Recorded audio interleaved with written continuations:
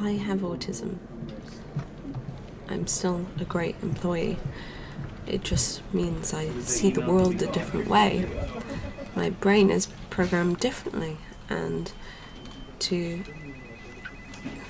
understand what my perspective is like, hopefully you understand me more. I might need some more structured engagements, and sometimes when the unexpected happens, it's a bit difficult. When the world's a little too bright, it can feel overwhelming because my brain doesn't filter out information the way others do. So people rushing makes me disorientated as it's too much information. And breathe. I have a lot of strengths though too. I'm great at being analytical and finding patterns in data, working out systems on causality. When I have a leader that really understands and connects with me, they can get the most out of me and work in a structured way. Finding new ways for me to share my voice, even if I'm not articulating.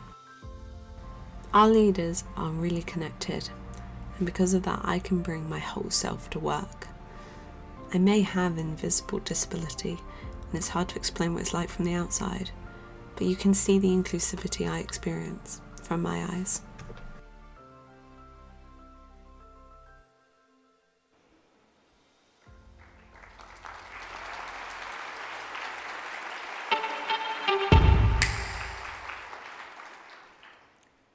This is a picture of me as a young Daniel growing up in the woods of Minnesota.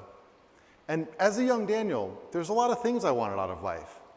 I wanted every video game released for the Super Nintendo Entertainment System.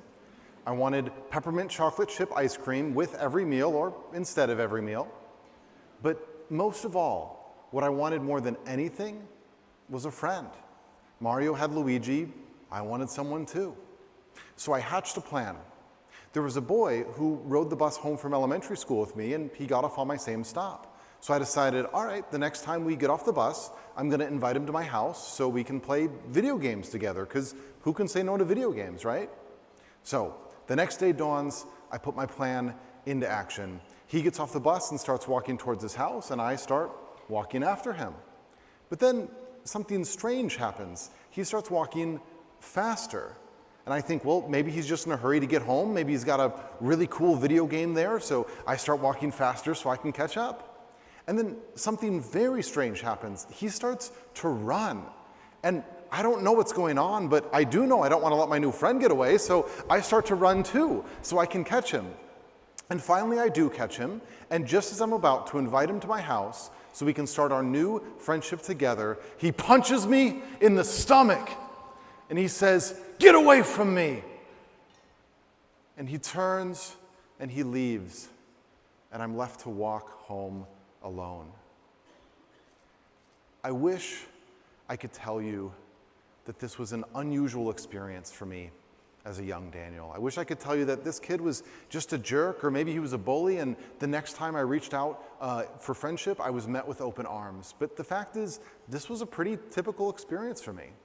I don't mean to say that every time I tried to make friends, I was punched in the stomach, but sometimes I'd be kicked in the back because I would sit on the swing set next to somebody and they would want me off. Sometimes people would pretend to like me so they could convince me to eat potato chips that they had secretly spit on. Sometimes they would just stand up and walk away without a word. And the worst part of all of this is that I thought I deserved it. See, I have autism, and so looking back on my life, I can understand why I struggled to connect socially. But I wouldn't be diagnosed until high school. And so as a kid, I didn't realize that my brain was wired to connect differently than other people, or that there was this whole universe of body language and tone that I wasn't picking up on. All I knew is that I couldn't get anybody to like me, no matter how hard I tried. And when you're a kid, you understand the world the best way you can, and the only way my kid brain could make sense of the rejection that I was suffering was to decide that it was my fault. I remember coming home from school, running into my dad's arms and crying out, "I'm bad, I'm bad, I'm bad." And I believed it. I was 9 years old, and I believed that I was bad because it was the only way I could make sense of the rejection I was experiencing. And what I wish I had understood back then, what I wish somebody could have found a way to tell me, is that my struggle to belong that made me feel so isolated was actually something that connected me with other people, and that my sense that I just wasn't normal, I just didn't belong, was actually something I had in common with just about everybody. And I want to show you what I mean with a little audience participation exercise. We're going to get vulnerable for a moment, if that's okay. If you invite a clinical psychologist on stage, we're going to talk about feelings. It's going to happen. But we'll get through it together, I promise. So what I'd like to do is share just a few things that I experienced along my journey, that when I experienced them, I felt like I was the only one experiencing them. I felt so alone in these moments. And I want to show that I wasn't alone, that actually this is something that unites us. And so I'm going to share just a few of these experiences. And at the end of the list, I'd like you to raise your hand if anything on the list applied to you. Does that feel okay? Okay. So here we go. Remember, at the end of the list, you can raise your hand. I have felt like I don't belong. I have felt like deep down, I'm just not like other people. I have felt that I need to hide part of who I am in order to fit in. I have felt like I'm just not normal. I have felt lonely. If you resonate with anything on that list, can you raise your hand now? Wow, that's a lot of hands up. Thank you all so much. You can put your hands down. I appreciate the vulnerability. I think what that proves to us is that these struggles, this is just part of the human experience, that there's just something about what it means to be a human being that means that we need this place of belonging, and we suffer when we don't receive it. And the moment that I realized that, the moment that I realized that my struggle was a human struggle and not an autistic one, everything changed, because I started to see the way forward. It started on my first day of freshman year of high school. And to set the stage for this a little bit, you need to understand that my family moved from Minnesota to California just before I was about to start high school. So I was going to be the new kid, didn't know anybody. What's worse, this same summer that we moved was the summer that I was finally diagnosed. And so not only was I going in as the new kid, I was going in as the neurologically different kid. I was terrified. My mom tells me that when she came to wake me up for the first day of school, she found that I had been covered in a cold sweat because I had spent all night just shivering in fear at the morning to come. But once again, I had a plan, except this time, my plan wasn't about making friends. This time, my plan was about survival. I was going to become the invisible man. I had it all figured out. I was going to be like a special forces guy from one of my video games, sneaking around behind enemy lines, totally undetected. And at first, it worked great. I made it through my first 2 classes, sitting in the back, didn't raise my hand, didn't talk to anybody. I made it all the way to lunchtime without being acknowledged by another human soul. But at lunchtime, there was a challenge, because at lunchtime you eat at the lunch tables, right? And at the lunch tables were other people, and that's what I needed to avoid. But that's okay. Remember, I was like a special forces guy. Adapt, improvise, overcome, don't talk to anybody. Yeah. So I adapted. I decided that I would take my lunch to my next class and just eat it at my desk, waiting for the class to start. But then disaster struck again. The door to the classroom was locked, the teacher out to lunch. So adapt, improvise, overcome. I sat on the floor. My first day of freshman year of high school, and I ate my lunch alone on the floor with my back to the wall. But as I was eating my lunch, I noticed something strange. I noticed that just down the hallway was another boy, also sitting on the floor, also eating his lunch alone, also trying very hard not to be noticed. And at that moment, I had a decision to make. See, the invisible man strategy was working. Nobody had punched me in the stomach yet. That was a win.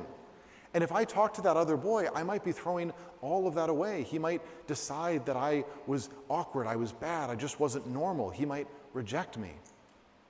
But the thing that I couldn't get out of my mind as I looked at that other boy was this. All throughout my day as the invisible man, even though I had tried so hard to be hidden, what I had actually wanted more than anything was to be seen.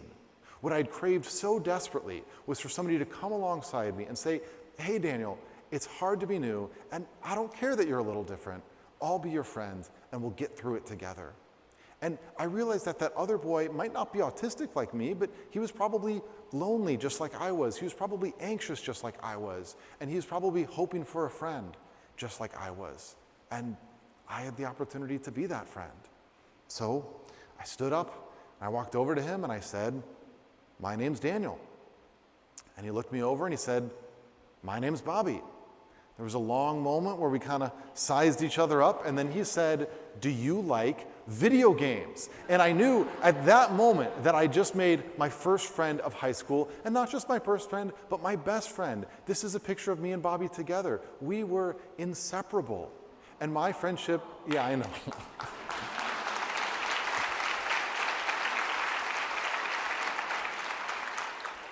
I'm gonna have to tell Bobby that everybody clap for him. We were inseparable, and what Bobby's friendship taught me is that other people could be a source of joy, not a source of pain. And let me tell you, joy is a far greater motivator than pain. Just as Angela Duckworth was teaching us, when we have purpose, that drives our desire to grow. And so I grew. I started going to more social things. I started teaching myself social skills. I started opening myself up to all of the amazing things that can come from social connection, and I flourished because of it. But the thing about love is that it's kind of like food. You can work off of reserves for a while, but you're going to need a steady supply or you'll run into trouble. And that's exactly what happened to me. Some years ago, I decided to move to Oregon so I could pursue a doctorate in clinical psychology and become the psychologist that I am today. And that meant that I had to move away from Bobby and all of my friends and family, all the people that had been filling my life with a steady supply of love. And in that new environment by myself, I found that my old doubts and fears started creeping back in. After a few failed attempts at making friends, I started to think, maybe I just don't belong here. Maybe I'm not supposed to be here. Maybe I really was bad all along. And this, of course, became a self-fulfilling prophecy. I stopped reaching out. I stopped going to social events. My first birthday in Oregon, I ate a pizza alone in my room because I thought that if I threw a birthday party, nobody would come. I had once again become the invisible man. But this time, someone saw me. One of my classmates, a man named Kyler, noticed that I was going through class, never reaching out, never connecting, and he decided to take a chance. He sat down next to me one day and he said, Daniel, let's get lunch. And lunch turned into, Daniel, let's play video games, because everything with me is video games. And little by little, we became best friends. This is a picture of the two of us, and you can see we've got a good energy together. I'll tell Kyler that everybody laughed at him. It's safe to say that Kyler's friendship rescued me. On my own, I wasn't able to shake the voice saying, Daniel, you're just too different. Daniel, you're bad. Daniel, just give up. But then I had Kyler's voice saying, Daniel, you're my friend, and I don't care that you're different. I love you, man. I'm reminded of an old Jewish parable called the parable of the long spoons. And in it, heaven and hell are the exact same place. Everybody's seated around a giant pot of delicious soup, and everybody's got a really long spoon. And in hell, everybody is starving, because I don't know if you've ever tried to feed yourself with a 6-foot-long spoon. It doesn't work very well. But in heaven, everybody is fed, because they've realized their spoons aren't for nourishing themselves. They're for nourishing somebody else and letting them feed you in turn. None of us have a self-sufficient spoon. All of us need other people to reach out, to offer friendship, mentorship, to be a guardian angel, just like Kyler was to me. And all of us have a spoon that we can use to offer friendship, acceptance, support to somebody else, just like I reached out to Bobby. And that's no small thing.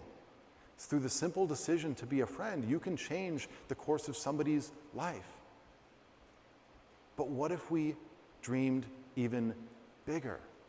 What if we didn't just ask the question of what could we create ourselves by reaching out, but we asked the question, what could we create in our organizations by leading them to a new culture of inclusivity? What could our organizations create in our industries by leading towards a new standard for what it means to treat your people well. That's the idea of neurodiversity, that for folks with things like autism and ADHD, instead of viewing those as problems or hassles that we have to deal with, recognize that it's a different way of being that just requires a different approach, maybe some different supports. And that's why I'm so excited for the conversation that we're about to have, because creating a neuro-inclusive organization, it's not uncharted territory. There's still a lot to learn, a lot to innovate, but there's proven steps that you can take home to your organization and create a better place to work for folks like me, folks who are different in some way, but who still have a tremendous amount to offer. And so let's get to it.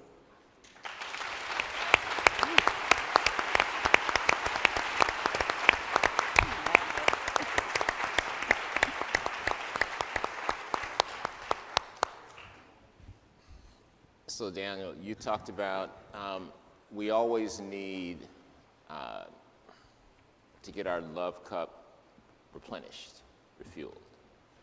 So what I'd like everybody to do is stand up. Please stand up.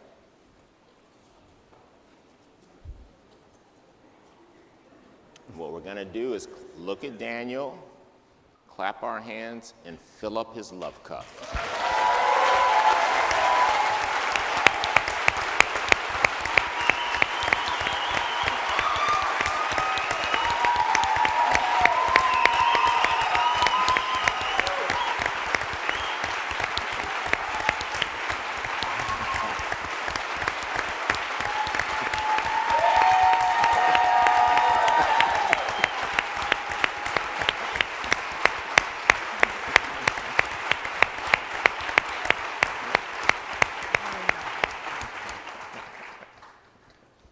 We can just shut the thing down now. You understand what we're trying to do here, people? Wow.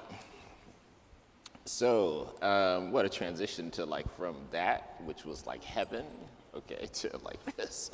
Okay. So, Dr. Wendler, just wanted everybody to know he's also a clinical psychologist, a best-selling author with a newly released audiobook, Neurodiversity and the Myth of Normal. We also have Ellen Shook, my friend, mentor, teacher, fellow change agent, Chief Leadership and Human Resources Officer at Accenture, who is passionate about helping each of Accenture's 742,000 people be their best professionally and personally. Nobody knows more about this person from the age we're about to enter. That's Paul Daugherty, Chief Technology and Innovation Officer at Accenture, one of the world's leading thinkers when it comes to using the best of technology and Gen AI to elevate human beings. These are the diverse perspectives that we need for this next couple of decades that are ahead. So Ellen, I'll just start with you. What's your reaction to what you just heard from Daniel? Wow. Well, as you know, Michael, this wasn't the first time I heard Daniel tell his story. The first time I heard it, I was sitting alone in my family room at home on a pretty big screen TV, watching his story. And when he did the audience participation part, I was alone, but my hand went up. And that feeling of connection to Daniel was immediate, and I knew it was someone I really wanted and needed, both in my head and the heart, needed to get to know. So that was my first reaction. And then today I was thinking about this concept of friendship.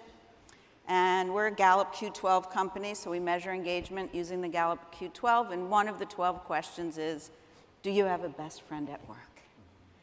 And people that say they have a best friend at work are 7 times more engaged, and we all know the studies around engagement and business results, so there's a business reason there.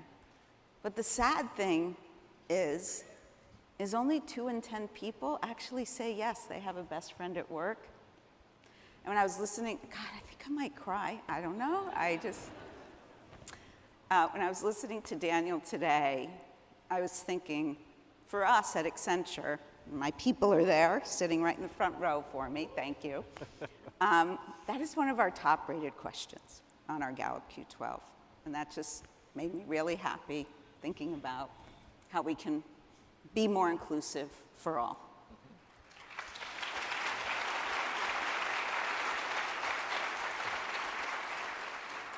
What about you, Paul? Like Ellen, I'd watched Daniel's TED Talk and was really moved by it. And my first reaction is just how much I have to learn, 'cause it's a journey, and I think it has awakened a lot of what I needed to know more about, which I've subsequently been exploring. And then today, maybe like Ellen said, it was the belonging is what really struck me today. The belonging message really hit home, and the importance of that. And Ellen just talked very eloquently about that.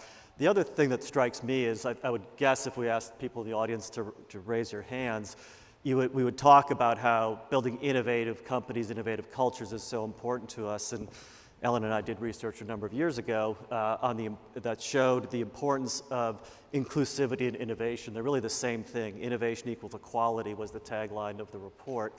And I think there's so much more we can do, and I love the word you used at the end, Daniel, neuro-inclusive. How do we create neuro-inclusive cultures and organizations? And I think that the potential there with what we have in front of us as organizations and with the technology that's coming, I think is really profound. Well, Daniel left us with a challenge, in terms of what we could do for people who we know or identify as being neurodivergent, leaders who are leading others who identify as being neurodivergent, and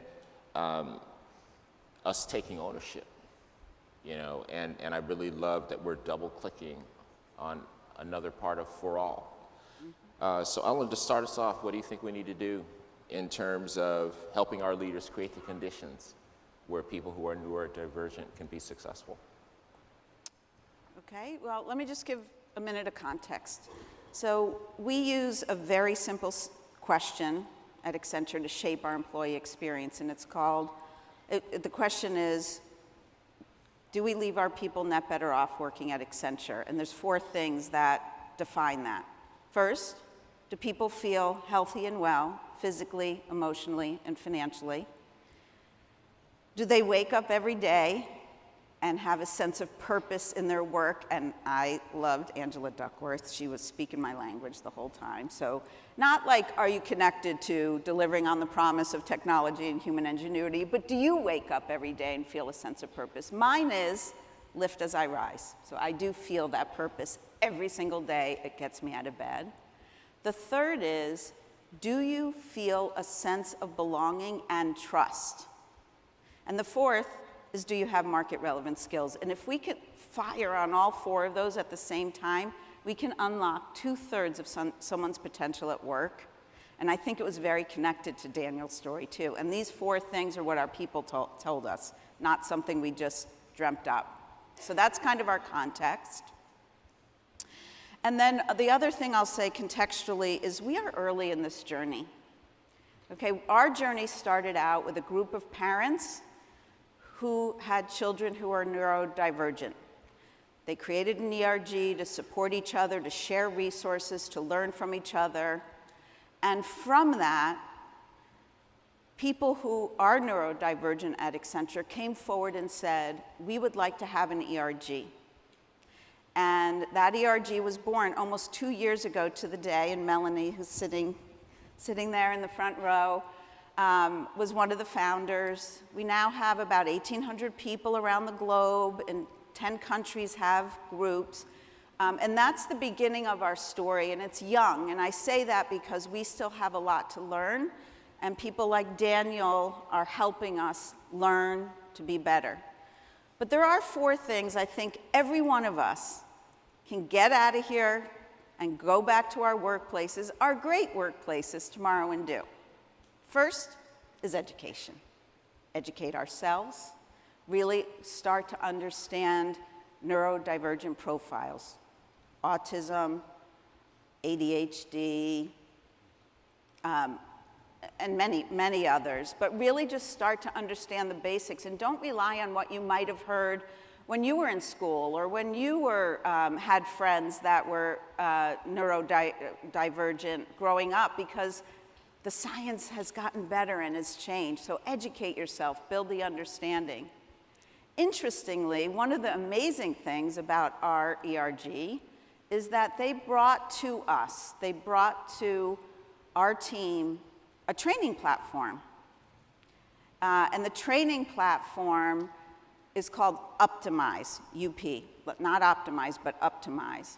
And it's a training platform that now sits on Accenture's learning platform that uses neurodivergent people to tell stories. And it helps build understanding and really create the ability to actually take action.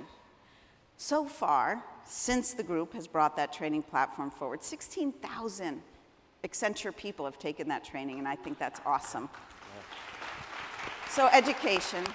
Second is talk to your people. None of us in this room lack an understanding of, we're living in a war for talent. There's a shortage of all kinds of talent. And from many, many, many studies that I've read and have been shared with me, 20% of people are neurodivergent. And so if you do not understand that and you do not have a way to connect with people in your organization, you are excluding an entirely enormous talent base from your company. And I'm, again, lucky, I feel, because we use Gallup Strengths, and that has created a vocabulary for all of us that allows people to share their strengths. So we move away from kind of correcting for any deficits that someone has in our mindset to really focusing on people's strengths. And those conversations have to be trusting conversations that an individual can have with their colleague or with their leader, or do something like Elizabeth did with her training to really get to an understanding of what people need. Third, and which is the second to last, and then I'll go back to Michael, is accept differences.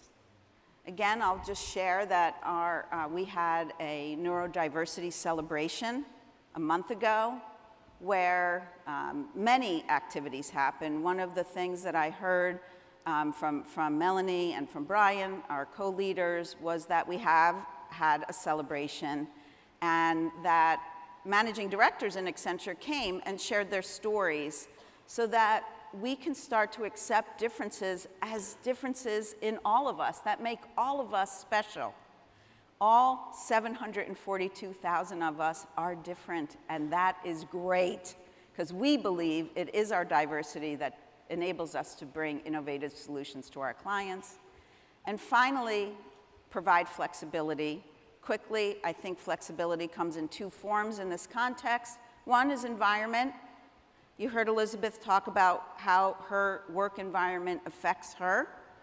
I will say that my new friend Jonathan told me, when you've met one autistic person, you have met one autistic person. So what was important to Elizabeth may not be important to everybody, but also people might need flexibility in how they do their work. And sometimes it's better to just focus on outcomes that people need to drive. Sometimes it's tools that people need. I heard from the team that we have Microsoft Copilot now in our flow of work, so it's available to most of us at Accenture, and it is probably the single best tool to provide as a work aid to neurodivergent people. So those four things, Michael, we can do, every one of us, tomorrow when we go back. Thank you, Ellen. Daniel, anything you'd like to add? You don't have to. It's up to you, just based on what you've heard. I think the thing that I would add to kind of take what you're saying and run it like the challenge even further is to introduce this idea of universal design, which says that when we design our spaces for everybody, it makes it better for everybody, which, if you've been at this conference, that shouldn't be a new idea for you. So, for instance, when we put ramps on the sidewalk for people with wheelchairs, it also makes it better for parents with strollers. And so if you take the challenge of saying, I want to design an organization that is inclusive, that creates belonging, where everybody has a best friend at work, and make that true of everybody, then that's going to help your neurodivergent people, but it's going to help everybody else also, because everybody has their own differences, everybody has their own needs, and if you set the challenge as I want everybody to be able to get what they need, then that unlocks some really cool potential for your organization. So Paul, what does all of this mean in a Gen AI world? what role does technology and AI play in supporting neurodiversity in the workplace? Yeah, I think you have to step back in this discussion, and Ali gave a good introduction on AI earlier, and just understand where we are with technology and why this is an important time. And I'd start by saying we just live in exceptional times with respect to technology. It's easy to lose sight of that because this technology comes so fast. But what we do, the way we do work, the way we run our businesses will change more in the next 5 years than it has in the last 20, and that creates a lot of opportunity for us. The two things that are most promising about this exceptional technology is generative AI, which brings this new human-like capability to AI, which I'll talk about more in a minute.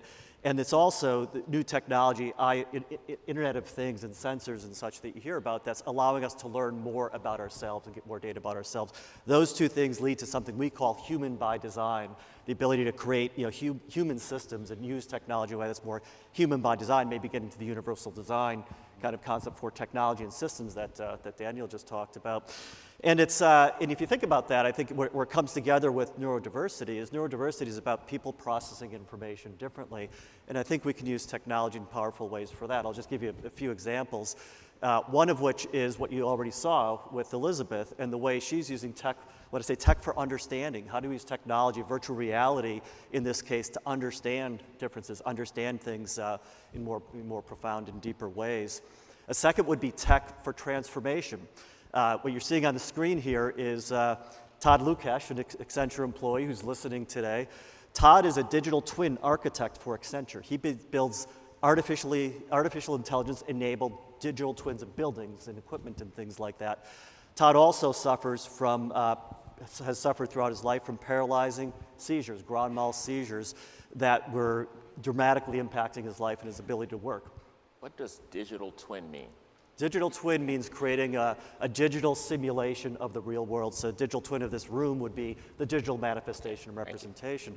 In Todd's case, he worked with UCLA and created a digital twin of his brain and his neurological functioning, his mind, through a lot of testing and such. They determined that what would help his condition would be an implant called NeuroPace inserted in his brain that would allow him to learn more and extend his digital twin of his mind to understand what was causing the seizures, combine that with information from other patients to learn the patterns, again, all artificial intelligence enabled, and also help control situations, millivolt signals sent to the brain to head off conditions that were coming. Amazing transformation of his life by extending the digital twins that he built for work to a digital twin of himself, which transformed his life and his ability to work. And he's now looking at how does he connect that back within the work that he does.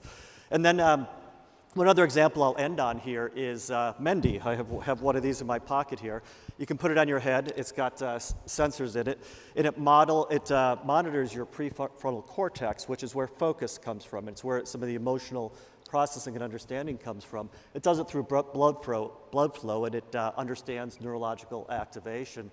And you can use this to train yourself. We've developed an application called Brain Gym that you can use to train new neural pathways. So if you have trouble focusing, how can you improve your ability to focus? So it's tech for empowering us to do things in different ways, getting to kind of more universal application of technology. And I think all this then leads to inclusivity. How do we use technology like Microsoft Teams or Otter? There's lots of technologies that we can use in the workplace to allow neurodivergent individuals to participate more. Tools like Gitmind, you may have heard of GitHub. There's a Gitmind, which allows you to organize information in your mental processes more effectively.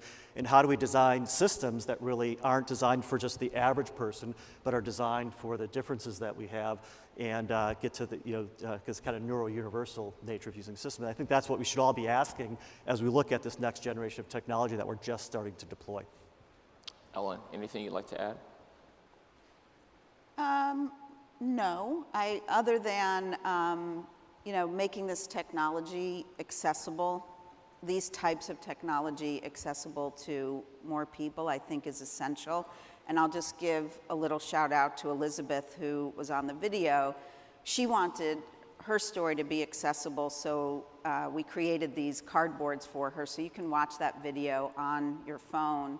And the more accessible that innovation comes to people, the more we will be able to be inclusive. And I think that's the name of the game. Daniel, we'll give you the final word.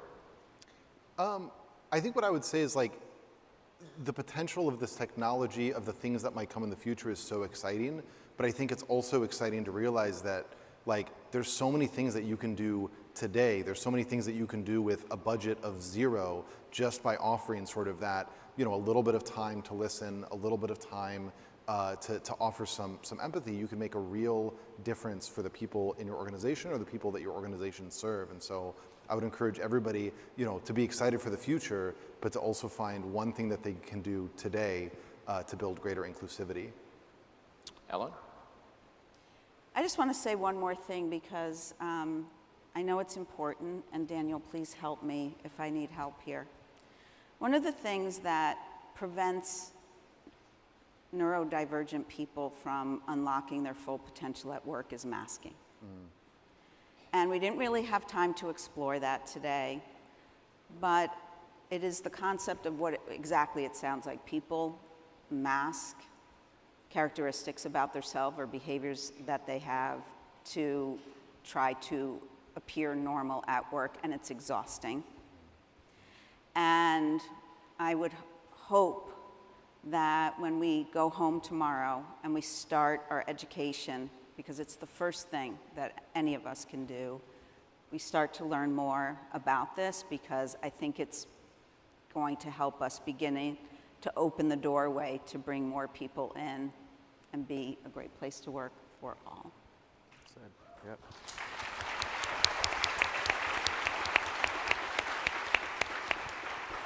So we will leave all masks in New Orleans. Please give a warm thank you to this outstanding panel.